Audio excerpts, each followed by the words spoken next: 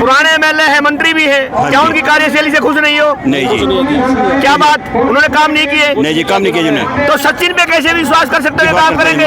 Rail बिक गई, तेल बिक गया, बिका हवाई अड्डा, सब कुछ बिकता देख के खुश है अपने जेपी नड्डा। तो नमस्कार दोस्तों, मुद्दे की आवाज लेकर आए तिलकराज। आज दोस्तों मुद्दा आप सभी देख रहे हैं कि इस समय हरियाणा की आने वाली 5 तारीख को हरियाणा में विधानसभा के इलेक्शन है, उसी को लेकर आज हम खड़ा हुए हैं, इकट्ठे हुए हैं हरियाणा के डिस्ट्रिक्ट पानीपत की तरफ जा रहे हैं। तो बहुत बड़ी बड़ी शख्सियत हमें रास्ते में मिलते हैं। आइए प्लीज, आइए आइए आइए आइए। राम राम जी। राम राम जी। तो आज कैसे आए जी आप? थोड़ा ऊंचा बोलिए, आज कैसे आए यहाँ पे? इसके सचिन कुंडू का है जी। सचिन कुंडू को? हाँ जी। तो एमएलए किसको बना रहे हो? सचिन कुंडू का जी। आपके पुराने एमएलए है, मंत्री भी है, क्या उनकी कार्यशैली से खुश नहीं हो? नहीं जी, क्या बात, उन्होंने काम नहीं किए? नहीं जी, काम नहीं किया जिन्होंने। तो सचिन पे कैसे विश्वास कर सकते हो काम करेंगे? 10 साल उस पर किया, 5 साल इसको भी देखे देखेंगे जी। बगैर बने काम कर रहा है जी, उसके हम साथ है जी। एक सेठ जी और सेब लेके घूम रहे हैं। सेब जी, सेब साहब उनकी सेब पहले हरी थी, अब लाल हो गई है। हाँ, लाल हो गया जी। तो वो भी दावा कर रहे हैं कि मैं एमएलए बनूंगा। नहीं जी। तो कितनी वोटों जितवा रहे? हम कांग्रेस के लोग हैं। इमरान प्रतापगढ़ी राज्यसभा सांसद आज यहाँ शुभ संदेश देते हुए बुजुर्गों, नौजवानों, भाइयों बहनों, कि नरेंद्र मोदी जी इस बार हरियाणा में उलझ के रह गए हैं। पूरी भाजपा परेशान है, भाजपा की रैलियों में भीड़ नहीं आ रही है, प्रधानमंत्री जी यहाँ बार बार भाषण देने नहीं आ रहे हैं, उनके भाषणों में वो जोश नहीं है, क्योंकि दिल्ली के गलियारे में किसी भी मीडिया हाउस से आप बात करोगे तो आपको वो यही बताएगा कि हरियाणा एक तरफा कांग्रेस की झोली में जा रहा है, कांग्रेस जा रही है। भाजपा परेशान है, भाजपा दुखी है। ऐसे में कांग्रेस पार्टी ने, भूपेंद्र हुड्डा जी ने, राहुल गांधी जी ने, उदय भान जी ने, दीपेंद्र भाई ने आपके बीच में सचिन कुंडू को आपका प्रत्याशी बना करके भेजा है। एक अपील मैं यहाँ अपने समाज के लोगों से भी करना चाहता हूँ। एक चीज आप जान लीजिए, मेरी बात की गंभीरता को समझिएगा। मतलब की बात सब समझते हैं, लेकिन बात का मतलब बहुत कम लोग समझ पाते हैं। मैं जो कहने जा रहा हूँ, इस बात का मतलब समझना। हरियाणा में एक तरफा कांग्रेस की लहर है, ये बात आप किसी भी व्यक्ति से पूछ लो, आप भाजपा के नेताओं से भी पूछोगे तो तभी जुबान वो कह रहे हैं कि भाई अब की तो हरियाणा में कांग्रेस की सरकार आ रही है। जिसको देखो वो पंजा दिखा रहा है, हर आदमी कह रहा है कि कमल मुरझा गया है, अब कमल में कोई जोश नहीं बचा है, वो मुरझा गया है। और आज अक्टूबर को जब रिजल्ट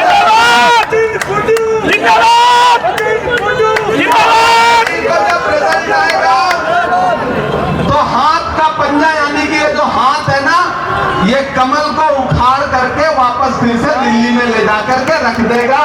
हाथ ही राज करेगा। आने वाले दिनों में हरियाणा में कांग्रेस पार्टी की सरकार बनने जा रही है। इसलिए मैं अपने समाज के साथ साथ 36 बिरादरियों से ये कहना चाहता हूं कि बटना नहीं है। भाजपा बहुत शातिर पार्टी है, जब वो सीधे लड़ाई में नहीं जीत पाती है तो ये सोचती है कि किस तरह से वोटों का बंटवारा हो जाए ताकि फायदा पहुंचे भारतीय जनता पार्टी को। तो मुझे अपने समाज के लोगों से ये कहना है कि सरकार बनने जा रही है, इस बनती हुई सरकार में अपनी भागीदारी जताओ। सचिन कुंडू को जिता करके प्रदेश की असेंबली में पहुंचाओ। सचिन आपके लिए असेंबली में खड़े होकर के लड़ेंगे, आपके लिए पार्लियामेंट में खड़ा होकर के लड़ेगा, बोलेगा मेरे भाई ये लड़ाई किसानों की है, नौजवानों की है, दलितों की है, अल्पसंख्यकों की है, बेरोजगार साथियों की है। इसलिए इस चुनाव में सचिन भाई का साथ दीजिए। मैं आपके बीच में आया हूं, मुझे कुछ साथियों ने एक कविता सुनाने के लिए कहा, एक नज्म सुनाने के लिए कहा है, मैं वो नहीं सुनाऊंगा तो अधूरा रह जाएगा। मैं एक कविता आपको सुना देता हूं साथियों। 2014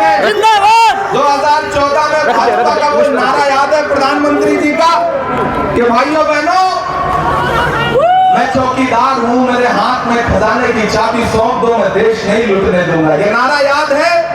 याद है ना? बहुत हुई महंगाई की बार, अब की बार मोदी सरकार, ये नारा याद है ना?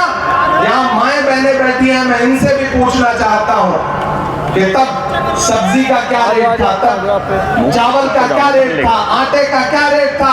अरे ये भाजपा की सरकारें तो वो सरकारें हैं जो फिल्में तो टैक्स फ्री करती हैं लेकिन कफन पर जीएसटी लगाती हैं। इन्होंने 18% कफन पर जीएसटी लगाई है। इस सरकार को उखाड़ फेंकने का वक्त है। मैं पार्लियामेंट में लगातार बोलता रहता हूँ और जिन्होंने नारा लगाया था कि मैं चौकीदार हूँ, देश की चौकीदारी करूंगा, मैं उनसे पूछना चाहता हूँ कि कहाँ सोया है चौकीदार, कहाँ सोया है चौकीदार? मुझे पता है आप सुबह से बैठे हैं, गर्मी बहुत है, पसीने पसीने हैं, धूप बहुत है, तो निभाने में पसीना छूट जाता है। आप गर्मी से परेशान हैं, लेकिन मुझे लगना चाहिए कि आप पूरे जिंदा दिली के साथ, पूरे जोश के साथ यहाँ पर बैठे हुए हैं। मैं भाई वीरेंद्र शाह जी यहाँ पे हैं, शहर विधायक पानीपत के, उनका शहरी विधानसभा को पहुंचे भी आ रहे हैं। हम उनके लिए भी अपील करते हैं, वो आपके चहेते हैं, आपके प्रत्याशी हैं, जहां तक मेरी आवाज जाए कि उनको भी हाथ के पंजे के सामने वाला बटन दबा के जिताना है। लेकिन उससे पहली बार जो मैं कविता सुना रहा हूँ उस पर ताली बजाना है, बाद में बटन दबाना है। मैं पढ़ता हूँ कि कहाँ सोया है चौकीदार, कहाँ सोया है चौकीदार? विजय माल्या नाक के नीचे से हो गया फरार, कहाँ सोया है चौकीदार, कहाँ सोया है? क्या गजब का संदेश, कहाँ सोया है चौकीदार? विजय माल्या नाक के नीचे से हो गया फरार। और यहाँ देखिए राज्यसभा सांसद की तरफ से क्या कविता प्रस्तुत की गई है। गैस सिलेंडर की कीमत भी 1000 के पार, कहाँ सोया है चौकीदार, कहाँ सोया है चौकीदार? खट्टर ने कर डाला हरियाणा का बंटा धार, कहाँ सोया है चौकीदार, कहाँ सोया है चौकीदार? के चाय बेचने वाला पूरा भारत बेच रहा है। लोग एंजॉय कर रहे हैं इस कविता पर। देखिए दोस्तों, ये कविता के एक एक लाइन सुना रहे हैं, लोग तालियां बजा रहे हैं। बताओ कांग्रेस वालों 70 साल में क्या बनाया? मैं खड़ा हो गया, मैंने सोचा बताऊं, तब तक देवेंद्र भाई बोले इमरान भाई बैठ जाओ, जो बताओगे ये उसको भी बेच देंगे, उनका काम सिर्फ बेचने का है। मत बताओ। देखिए क्या बात कह रहे हैं कि जो वही बहुत है।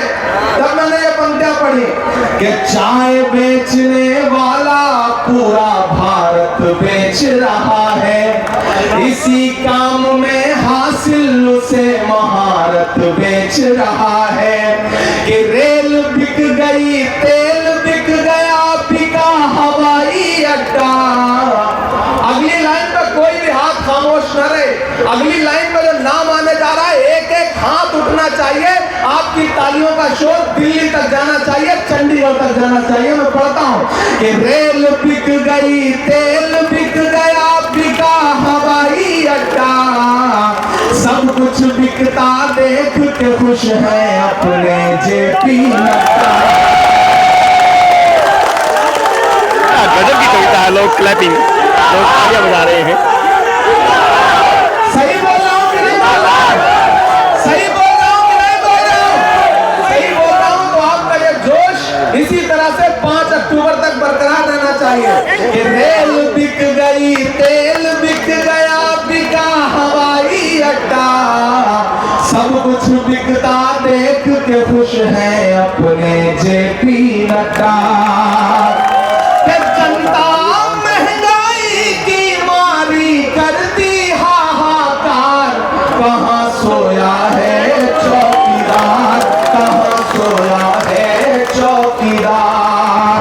भाई दीपेंद्र भी पहुंचने वाले हैं। 5 अक्टूबर को अपना एक एक वोट लेकर के घरों से बाहर निकलिए, हाथ के पंजे के सामने वाला बटन दबाइए, सचिन कुंडू को जिताइए। कांग्रेस पार्टी की सरकार बहुत बहुत